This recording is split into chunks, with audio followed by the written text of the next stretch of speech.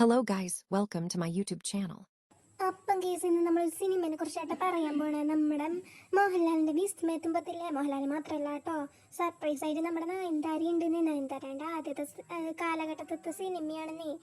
ഇതെന്തൂട്ട കഥ എന്ന് വെച്ചാൽ ഏതോ ഭയങ്കര വിവരമുള്ള ഒരു മോഹൻലാലിൻ്റെ പേരാട്ടോ ശ്രീകുമാറിൻ്റെ അടുത്തേക്ക് റീത്ത എന്ന് പറഞ്ഞ ഒരു പെണ്ണ് വരികയാണ്.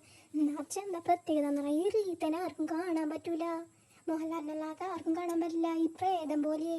അപ്പം ഇവരിങ്ങനെ റീത്തയ്ക്ക് എന്താ പറ്റിയ, റീത്തയ്ക്ക് എന്താണ് എന്തൂട്ടെ നടക്കണത്, ഇവളിത് എന്താ എനിക്ക് മാത്രം എന്താ റീത്തനെ കാണാൻ പറ്റുന്നതെന്നൊക്കെ പറഞ്ഞ് ഇങ്ങനെ തിരഞ്ഞ് അന്വേഷിച്ച് നടന്നുകൊണ്ടിരിക്കുകയാണേ.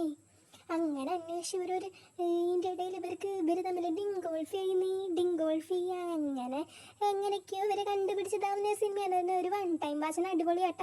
അപ്പം നല്ലൊരു സിനിമയാണെന്നൊക്കെ വേണേൽ പറയാം കേട്ടോ. അത്യാവശ്യം നല്ലൊരു സിനിമയാണ്. നിങ്ങൾക്ക് കാണണം, ഒന്ന് പോയി കണ്ടിട്ട് അഭിപ്രായം പറയാം കേട്ടോ. എല്ലാവരും കമൻറ്റ് ഇടുക കേട്ടോ. നിങ്ങൾ കണ്ടിക്കോന്ന് കമൻറ്റ് ഇടി.